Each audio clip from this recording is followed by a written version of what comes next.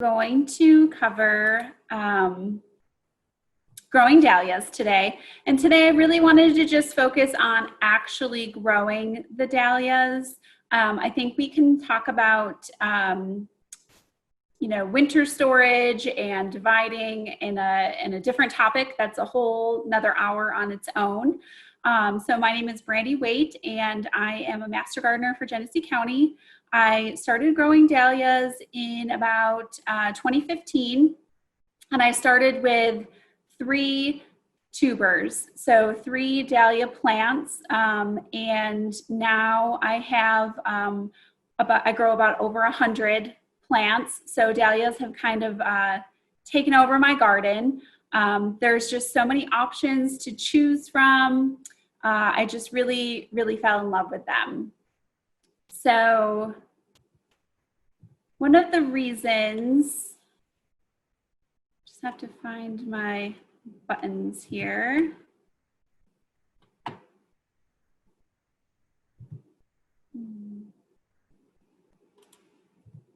Here we go. So why should you grow dahlias? There are hundreds of varieties to choose from. Actually, on the American Dahlia Society, there are over 10,000 registered cultivars. So that is a lot of different types to choose from. There's border varieties, there's tall varieties that get over 5 feet tall. There's little tiny blooms that are under 2 inches to blooms all the way over 12 inches in diameter. Dahlias are pretty easy to grow. They grow in all types of well-drained soil. They're fairly low maintenance and non-invasive to our area. They're relatively pest-free. There are a few things that you have to watch out for. We'll talk about those in a little bit, and they're relatively disease-free. And if you are putting in a cutting garden, they provide beautiful blooms all the way from midsummer up until our first frost. So they bloom heavily throughout the season.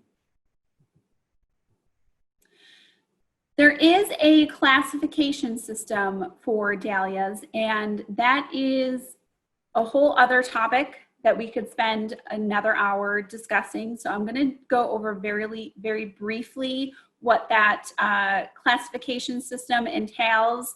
So the American Dahlia Society, they have 2 groups of classes. Forms, I should say. So group 1, the dahlias are classified by the size of their bloom as well as their form and their color. So these are the sizes in group 1. And so sometimes in catalogs, you will see these numbers, this AA or A. A lot of times you see B or BB. That is how the classification looks in the ADA or the ADS system. So miniatures are, the diameter of the bloom is 2 to 4. Small micros is a new size. That one's fairly new to the classification system. Dahlias are really easy to hybridize, and now that they've come back in popularity, people are just breeding new ones all the time. And now these are some of the forms. So like I said, some of these forms, formal decorative is one, for example. It is classified by its bloom size, and then it has its form, and then it has its color. Whereas a form such as stellar, it's only that form. The size of the bloom is typically pretty standard. So it's just classified by its form and then its color. So these are some of the different forms. Like I said, there's over 20 of them, so we could spend a lot of time on them, but I'm going to kind of just skip over them briefly.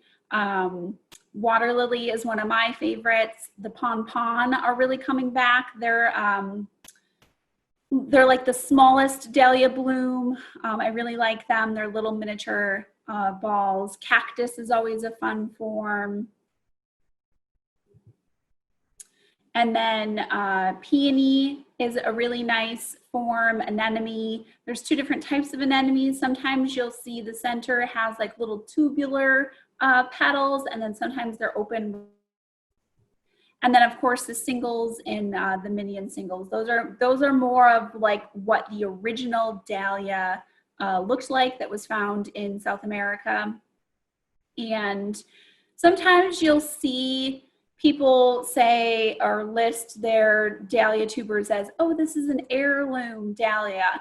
And what that means, it can get a little confusing, is what that means is that is a dahlia variety that has been bred prior to 1969. So dahlias are open, they're not open pollinated, they're not true to seed. So when you think of heirloom vegetables or other heirloom flowers, you think, oh, well, if I collect their seed and I plant it, I'm going to get the exact same flower and the exact same vegetable. That is not true of heirloom dahlias. The only way to get a true dahlia, the exact copy, is to propagate from either the tuber or a leaf cutting and root a leaf cutting. Seeds are not true to the plant, and but that's what makes them so great, because then you can let them cross-pollinate and do their thing. And if you see a bloom that you really, really love and you want to keep that going, you would propagate through cuttings and the tuber of that seedling. So these are the color classifications. These little letters in parentheses are what that looks like in the classification handbook. So there are tons of colors to choose from. They just added black finally. I don't know if it's true black, but that is a new color in the classification system. And if you want to learn more about the classification system, I would visit the American Dahlia Society's website. They have an online handbook that kind of breaks it down for you, and they have an online searching guide, so you can search out different varieties, and they have photos with some of them. So it's mainly for people who are hybridizing dahlias and showing dahlias. So preparing your dahlia garden, you want to select a location that receives full sun. A minimum of 6 hours, 8 hours would be great. They prefer slightly acidic soil, but I wouldn't stress out about it. They'll do fine in our soil. I think 7.2 is my soil acidic level, and they tend to do fine.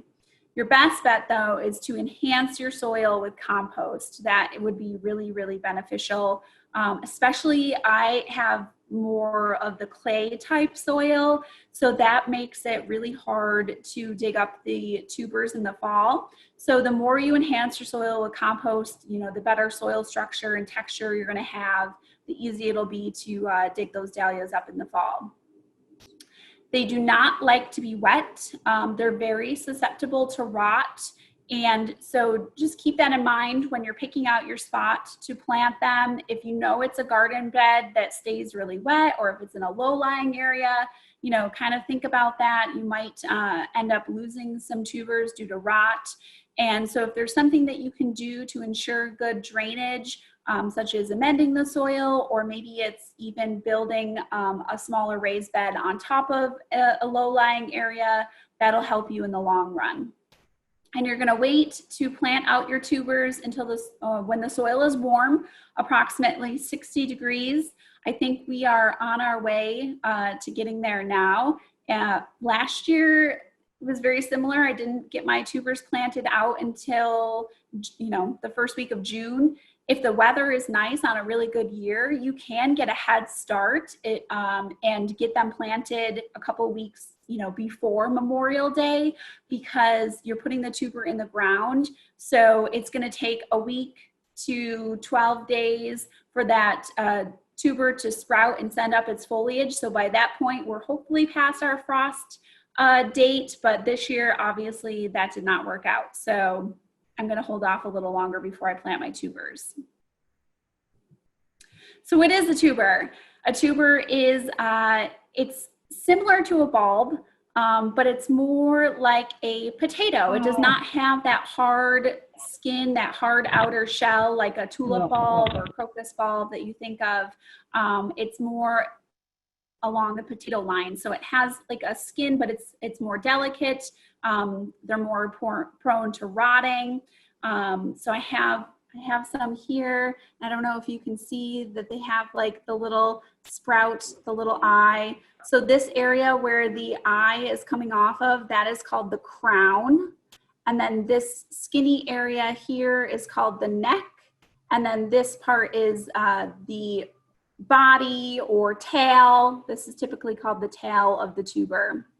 So they come in all shapes and sizes. Some are really small, some are really long, and the shape and the size of the tuber will not tell you anything about the plant that it's going to grow.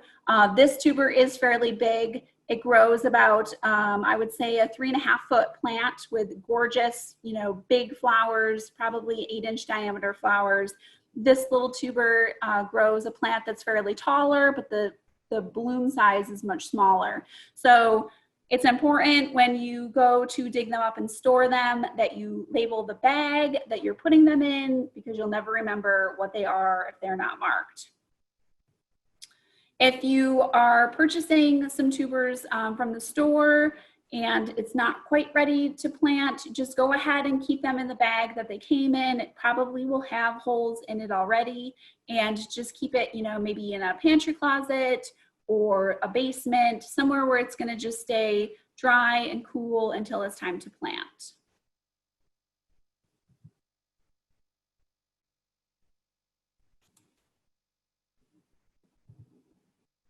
Okay, so where can you get quality tubers?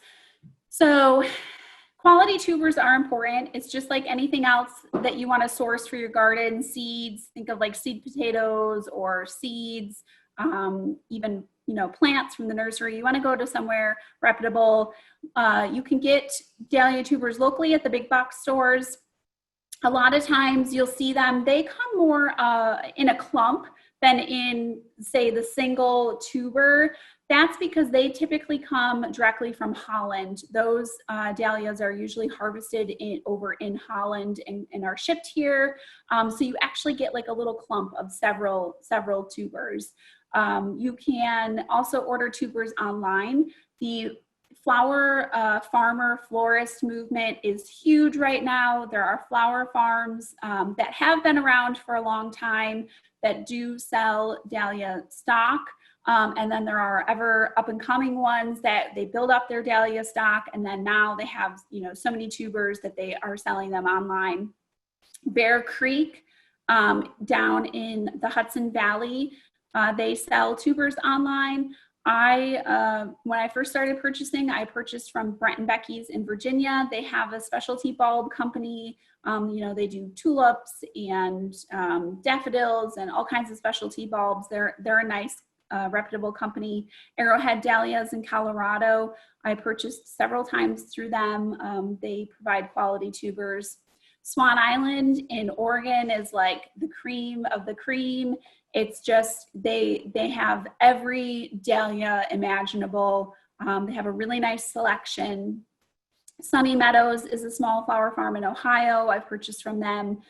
There's tons of different options. If you're on Instagram and you start following these small flower farms, they'll let you know like if they're selling online or not. So planting, you've got your soil amended, your spot is located, you're ready to plant. You're going to want to plant the tubers 4 to 6 inches deep. I would probably go on the 6-inch size. If it's a bigger tuber like this, I would go 6 inches deep, maybe 4 inches for a smaller tuber like this. But I typically plant at 6 inches deep. You're going to want to lay the tuber horizontal with the eye towards the sky. So you don't plant them up and down like this. You plant them horizontally. And if you can see the sprout, put it upwards. If not, don't stress out about it. The tuber will send out a sprout and it will know, which way is up. Also, like say you purchase some from the store or online and this sprout is like really long and it breaks off.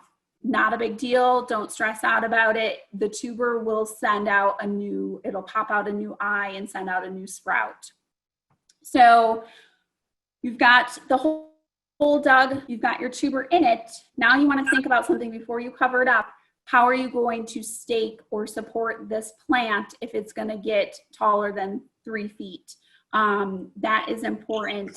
Most dahlias will grow over 3 feet tall, and they have a very shallow root system. So as they get taller and we get a lot of winds, a lot of rain, they're just really susceptible to tipping over from the weight of themselves on top. So staking is highly recommended.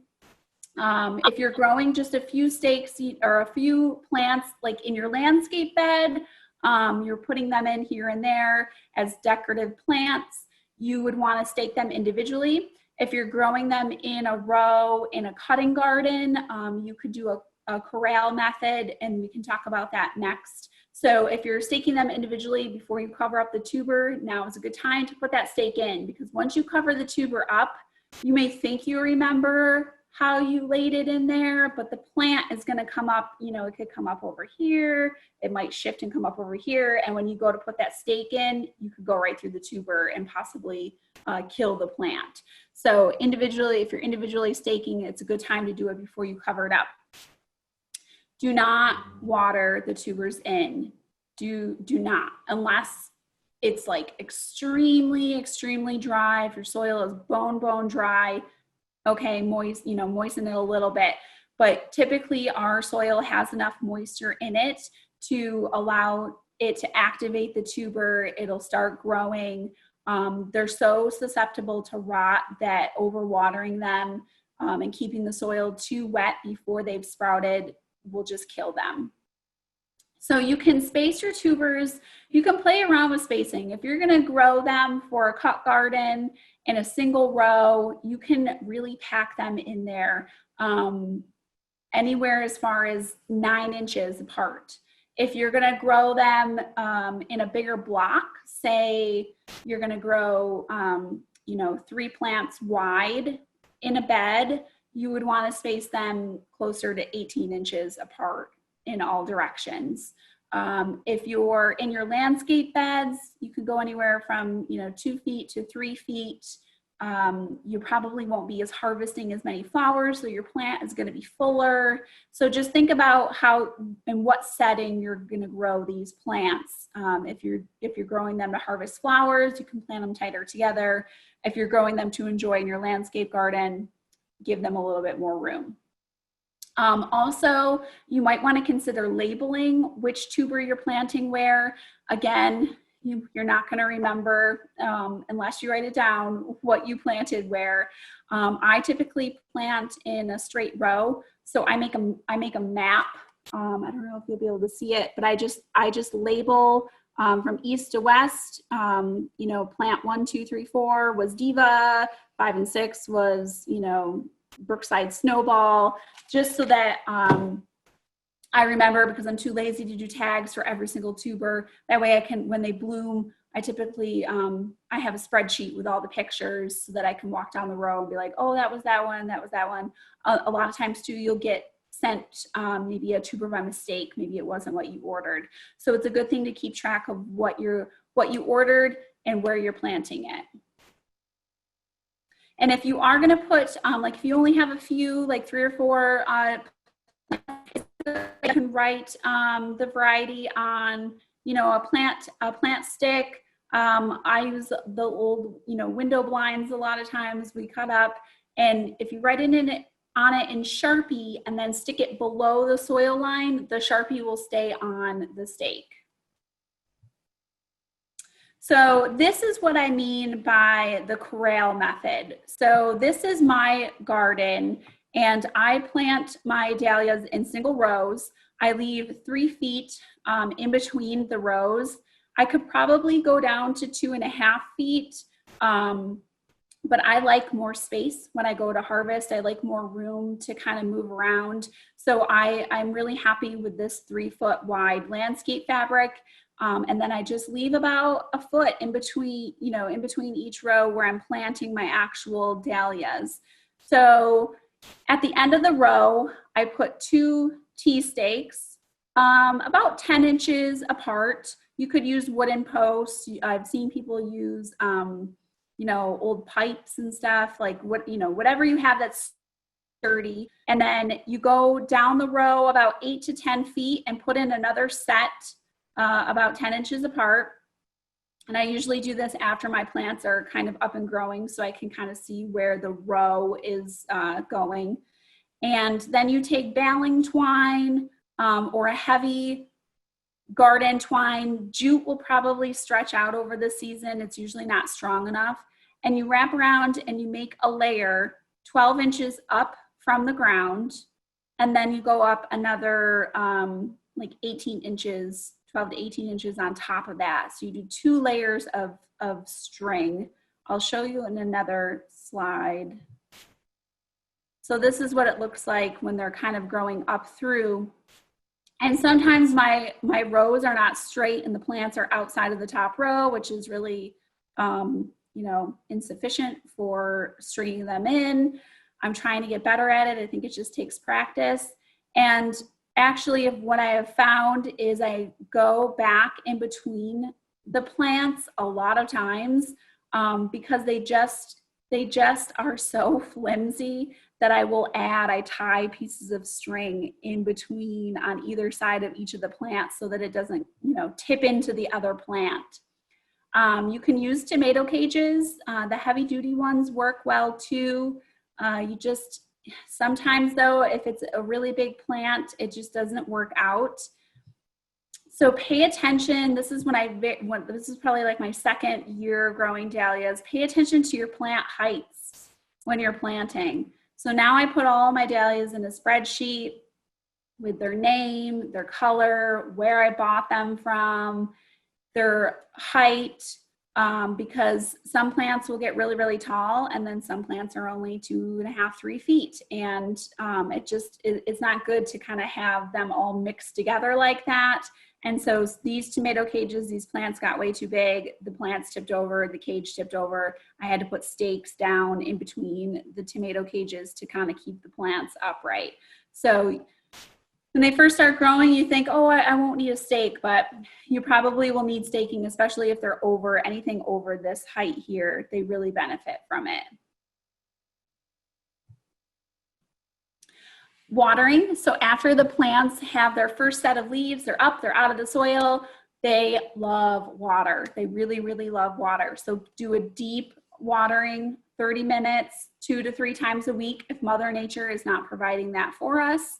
Dahlias benefit from a low nitrogen fertilizer. So the nitrogen is this first number here when you're looking at a fertilizer package. If you give them, Miracle Grow, they're going to get leggy, their stems are going to be weak. They just do not benefit from a high nitrogen fertilizer.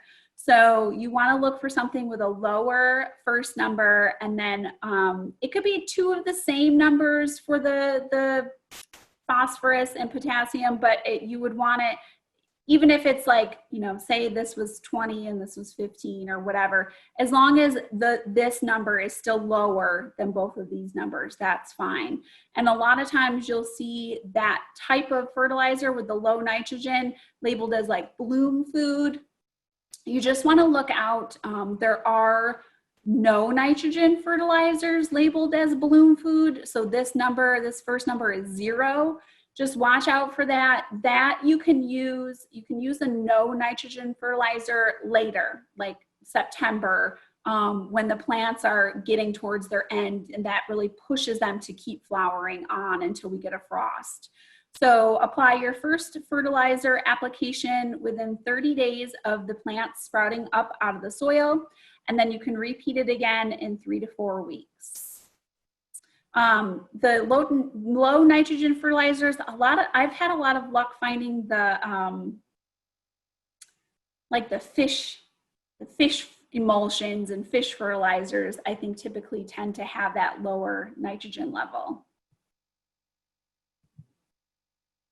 You're also going to want to pinch or top your dahlias. What that does is that it encourages the dahlias to send out more sprouts along the bottom. So you get a bushier plant, you end up getting more blooms, It's really beneficial. So you want to wait until your dahlia has about 3 to 4 leaf sets. So that could be anywhere, the height of the plant could be anywhere inches to 18 inches tall, just depending on what the stem structure of the plant is. So after it has those 3 to 4 full leaf sets, there's going to be this little center growing out of the middle. And what you want to do is just go along to each plant and just snap that out of the center of the plant. And that will encourage more side branching throughout the season.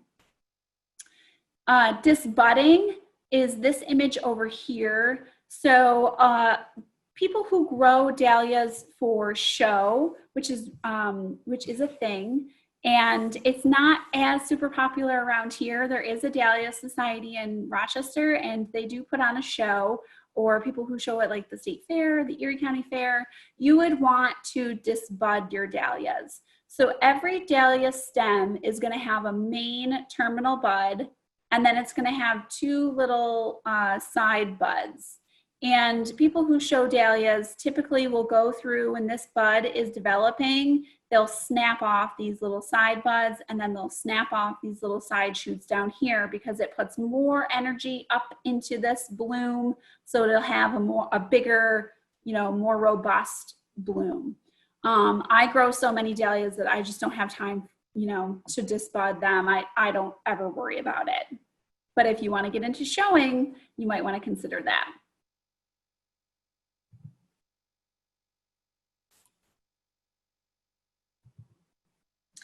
Okay, harvesting. So if you were growing your dahlias for your landscape bed, for your display gardens, you might not care about cutting them for cut flowers, which is totally fine, because they're wonderful garden plants, they're showstoppers, but you want to deadhead them often. You want to take off those spent blooms, because it's going to make the plant continue to bloom, just like an annual, just like a marigold. You want to take off any spent blooms for more continuous blooms throughout the season.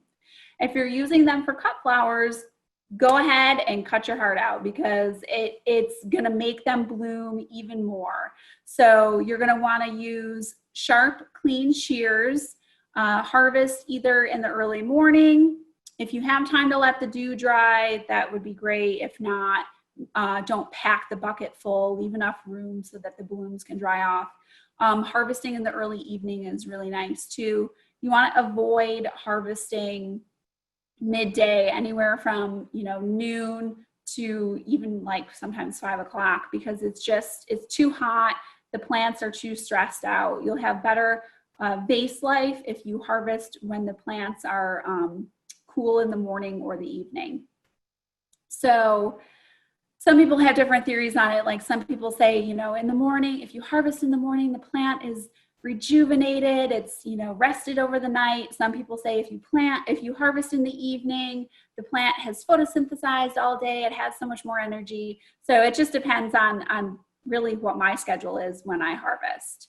And you're going to want to harvest when the blooms are almost fully open, not quite, but you can't cut them too early. Dahlias do not continue to open at a certain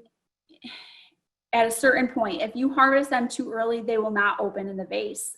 So don't harvest those tight buds. You want to look for one that is 3/4 of the way open. So you'll be able to tell by the petals. Like the petals they'll be like 3/4 of the way open on the face of the bloom. And you can tell when they're too old, because the petals will reflex back towards the stem, and those in the center will probably be fully open, and those are usually too old. So it's kind of like you just got to get familiar with how the blooms look, and then you'll be able to determine, okay, this one is at the prime for harvesting. This one's okay. It's been open a little bit, but it'll be okay. And this one's going to blow. If you harvest them too late, the petals, they blow off and they just drop all over and make a giant mess. You're going to want to make deep cuts. So don't be afraid. Like say that this is your plant that you're harvesting. Yes, you could cut to right here and get, a pretty decent stem length, but don't be afraid. Don't be afraid to cut down here. and take these off, take off these side buds, you'll have a really nice long stem, and it is okay. It's going to encourage the plant to push out more growth if you make nice long cuts. And it just depends on the type of dahlia that you're growing. I have some where this set of the stem in between, you know, the bud and the first set of leaves, it'll be really long. It'll be like this long before you get down to the second set. So some of them you can get really nice long stems. You don't have to worry. Some of them, this will be like puny and you'll be like, oh, this is so short. I can't do anything with this. Go to the next set of side branches and then cut right here. It's okay. It's not going to hurt the plant. And then you're going to place your harvest right into a bucket of cool, clean water. Pests. So weeds, obviously. You need to keep the bed weeded. It is recommended that you hand weed around dahlias because the root system is so shallow. If you use any mechanical devices, it could damage the root system. Slugs, they love baby dahlia sprouts. They sometimes will find them before they've even broke out of the soil and eat them off. So bait for slugs early, and then a lot of growers continue on like every 2 weeks throughout the growing season. But once they're big enough, it's usually okay. Like if you're growing bigger plants, once they're, you know, 1.5 to 2 feet tall, slugs usually aren't an issue. Then it moves on to something else. I have had some aphids on my plants last year. Just use a strong, you know, stream of water to kind of whip them off, and they're usually pretty good. Spider mites can be an issue. Earwigs and thrips, they feed on the blossoms. So some pests, they harm the actual foliage, and then some pests harm the actual bloom itself. So earwigs are one of those. Japanese beetles, they will devour the petals.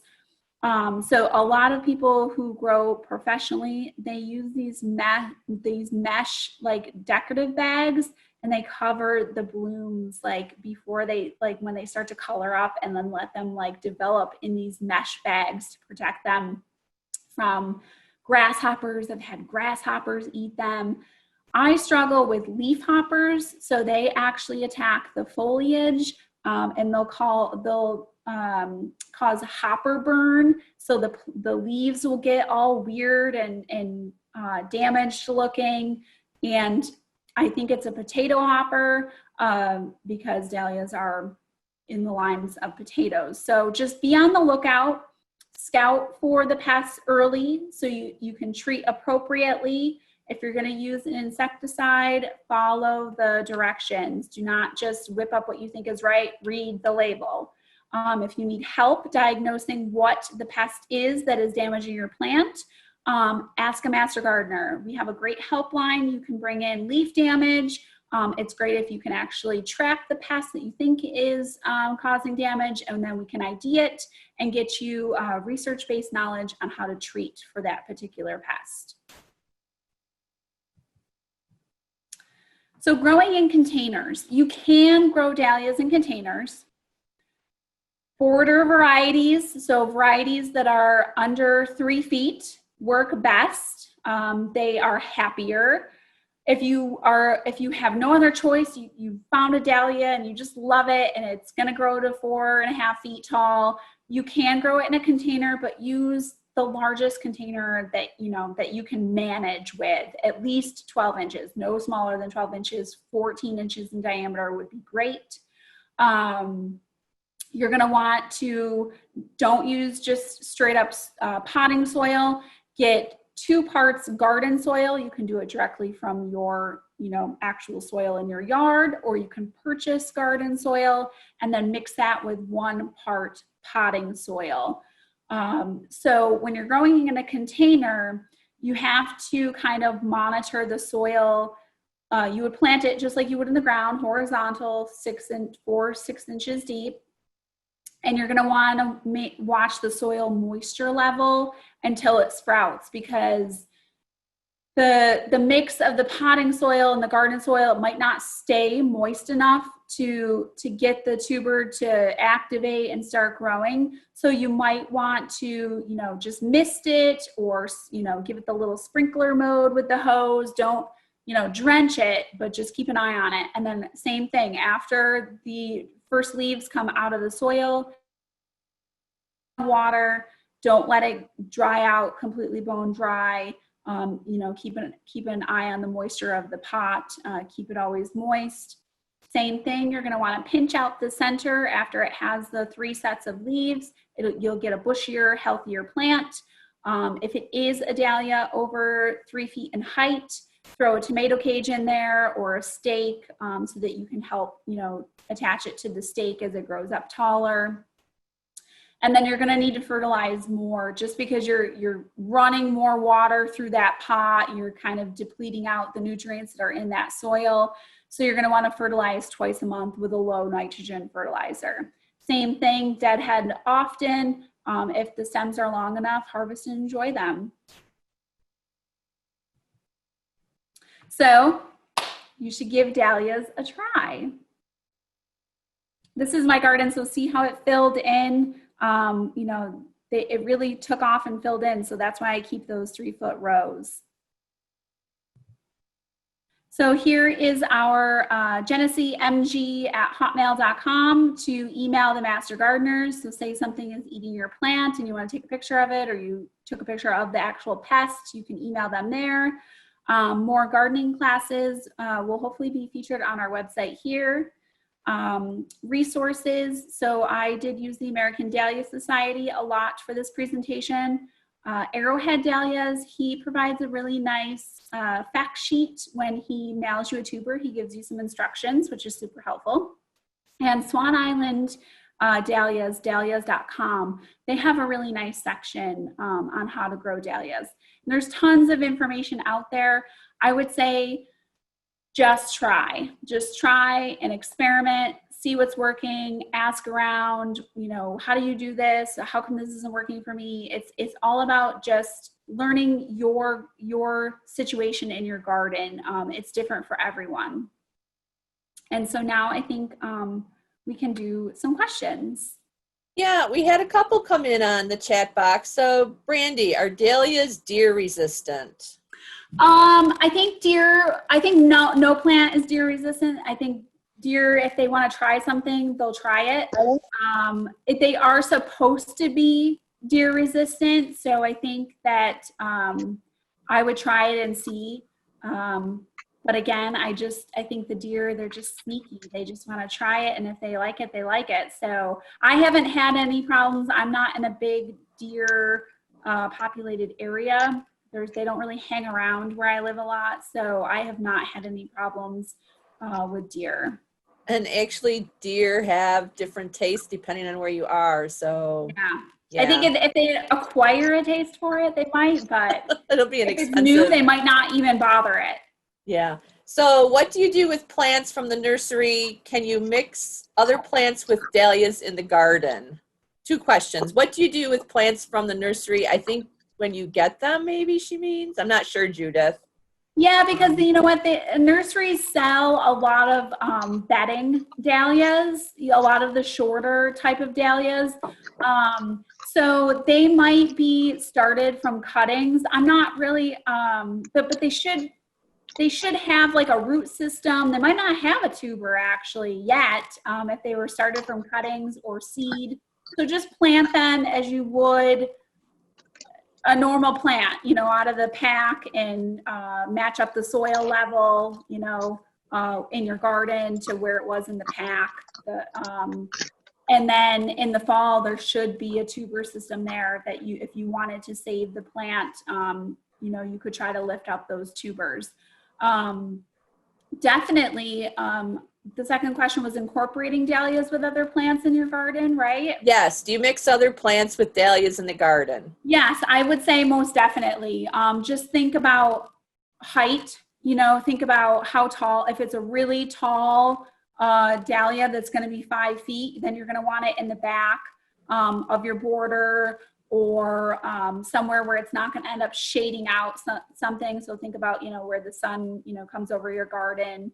And then just think about your spacing. So you're going to need if you're going to landscape with dahlias, I would give them at least 1.5 feet, if not 2 feet, around the dahlia spacing wise, to give it enough room. And they do have to be dug up in the fall, so that's another consideration if you're using them in the garden. Dug up, unless you're treating it like an annual. Right. It's a little pricey to do it that way, but some people just treat them as annuals and put them in, and then they get frosted and they buy new ones, in the spring. Yeah, so can you use 100% mushroom compost? The pH is around 6.5, which is what dahlias tend to prefer, correct?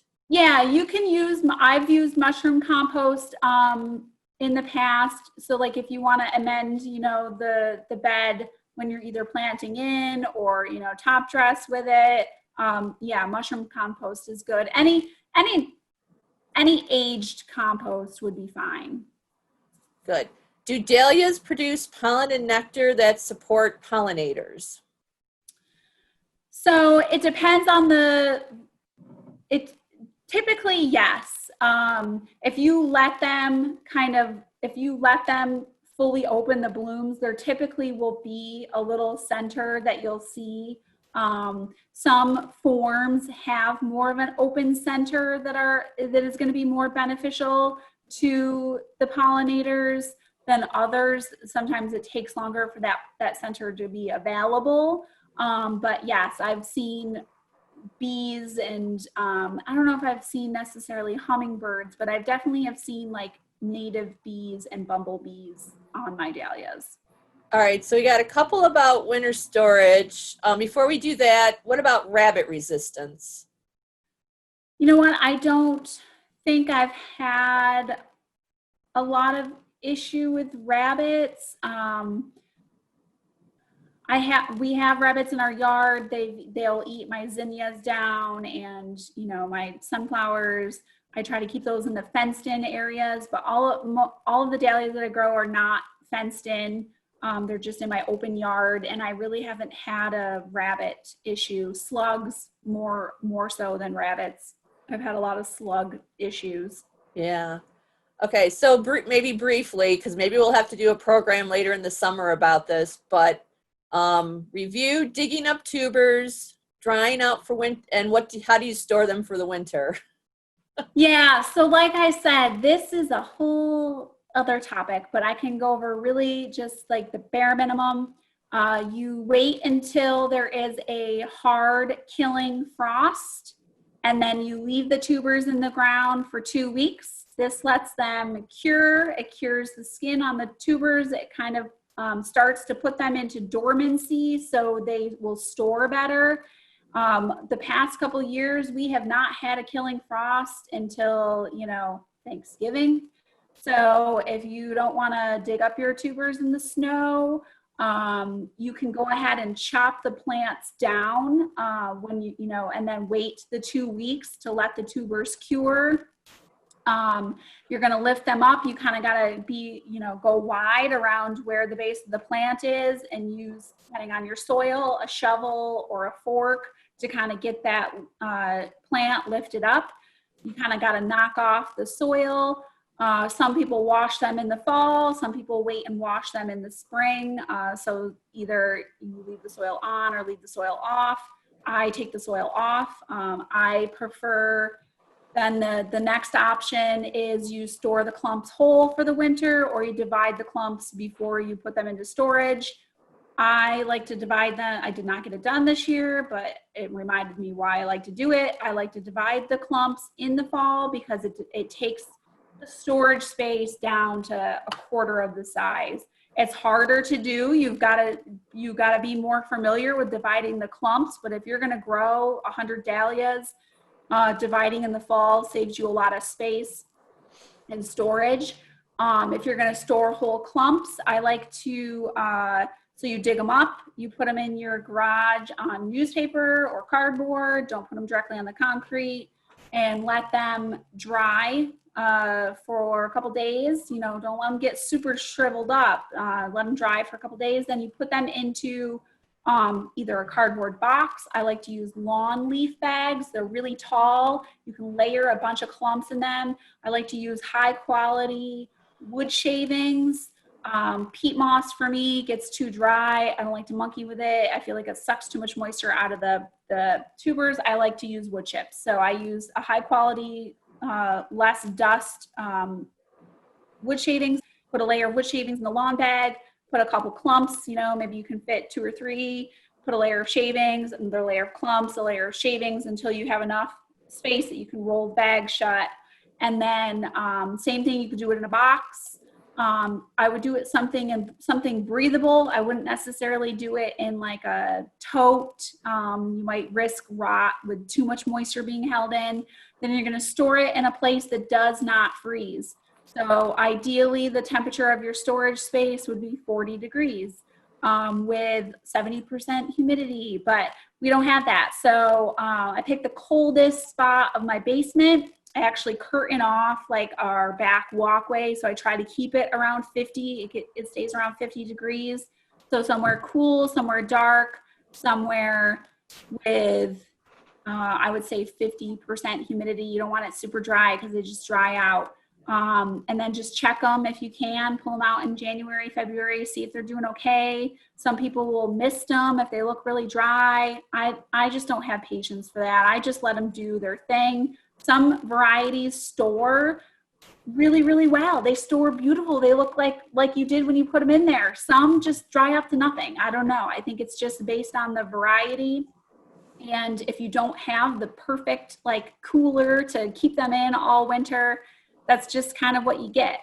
And like I said, if you can divide in the fall, I like to divide and then I put them in Ziploc bags with shavings and I kind of leave the bag, you know, open. And then if they look like they're getting too dry, I'll seal the bag up.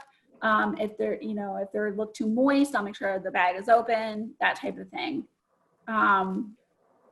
Yeah, like dividing and storage is we can go much more in depth, I think, on that and a different time. Yeah, I think we'll have to have a digging up and storing. Yeah, because some people will individually wrap each tuber in saran wrap. There's so many different methods, and you just have to experiment. There's no right or wrong except for letting them freeze. You cannot let the tubers freeze, and you can't keep them too warm because they'll just dry out. So temperature wise is key, but as far as what people store them in, some people use vermiculite, some people use peat moss, some people use wood shavings. It just is, it's kind of like, you got to find what you like and what works for you and kind of stick with it. Great. So Karen had a question. She started a tuber in the house. It grew beautifully and then it broke off at the base. She assumed it was from rot. If she had tried to root the broken plant, would it have rooted? Yes. So I think I've seen people do that. I have not experimented with starting tubers in pots. A lot of people do it. A lot of people do it so that they can take cuttings, they can propagate from that.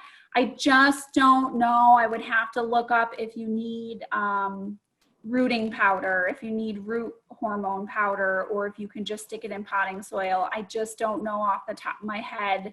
I know people they'll take those cuttings off, you know, so when you start a tuber in a pot, you put it in a pot up to here. So this little crown. They may not have you on full picture, Brandie. You might want to stop sharing so they can see you. So if you have the tuber in the pot, my hand's the pot, this part is above the soil line, and this is where your sprout comes off. And so it is really susceptible to being broken off there. But people, they cut them off and then they regrow from the shoots. Like when it has, you know, it'll be so many inches tall. I just can't remember if they need rooting powder to do that. But if you take the tuber and replant it, it should still grow. It should still send out another sprout, even though you lost the first one. So similar question, can you plant them in a pot, then plant it in the ground for ease in taking, oh, can you plant them in a pot, then plant it in the ground for ease in taking the tubers up in the fall? I think she means put the pot in the ground. Yeah, but you got to be careful. You can keep tubers, like I've done it before where I've had them in a pot, like a smaller variety, and then I just stick the pot in the basement and let it just dry out. And in the spring, bring it up and start to get it watered, and it will regrow. But it's gonna want, they make tubers. I mean, from this tuber, you're gonna have several more tubers created in one season. So you're gonna have to, eventually, you might be able to do it for one more year, but eventually the next year you're going to want to take that clump out and divide it, because it's going to get strangled in there. It'll be too many tubers. It will start to suffer. The plant will suffer. Good. All right. Can you start in a pot in the house and then move them later to the garden? You can, but you don't want to start too early, because like the woman who mentioned before, the sprout could fall off, not even from rot. They're just delicate. I mean, they're just barely, attached there. So you would start it in a pot, you plant it down vertical like this and leave the crown out. And then you keep the water, the moisture level of the soil moist, not too wet, not too dry, kind of let it dry out between waterings. And then, so I would start these, like if you were going to start them indoors, I would start them a month, 4 to 6 weeks before your plant out date. And so when you'll get a shoot, maybe like 6 inches or so, it's going to take a week at least for it to even sprout. So you would take the tuber out of the pot. It's going to get roots and everything in the pot. Just take it right out like you were planting, a pot from the nursery, but you're still gonna maybe turn it on its side. I don't know. I've never done it before, so I'm trying to envision how it would be if it was in the pot. I think you would kind of want to make it to its side, but maybe you would do it vertical, but you plant over the crown, like you put the crown under the soil when you put it in your garden. So the crown has to be under the soil. So I have to try that and get back to you, because I have not started these in the house before. I'm too lazy. All right. Donna Brennan has her hand raised, so I don't know if she wants to unmute and ask a question. Donna, if you do, you can unmute. And let me get another question here for Brandie. Are there any varieties that last as tubers over the winter better than others? Do you have a list, or just have to take your chances? Diva lasts beautifully over the winter. Kids Climax was this big one. This one usually does pretty good. Blizzard is another one that does pretty good. One that totally stinks and hardly ever makes it is Nighthawk. That one always dries up to nothing. Cornell, like the Cornell series, Cornell Bronze, Cornell Regular, that one does pretty good. I'm not quite finished dividing yet. I got to finish that this weekend, or else I would have more. Lights Out did okay. I think Sir Richard was a good one, because I have a lot of that one from last year. Robin Hood. So there's a variety of ones that do there's a well. variety. Yeah. All right, Donna, please ask your question. Okay, I just wondered, I like the way the dahlias looked in that metal pot. I was just thinking of putting them in the ground, but now I'm thinking of putting some tubers into a container like that. Beautiful. And I wondered, are there holes in those metal? Because I have a few of them and none of mine have holes. Do I need to drill holes in the bottom? I took that photo from a horticultural supply. I think it's long. I would probably want to put some drainage Long holes. Field Gardens. Yeah, I would definitely put drainage in it for sure.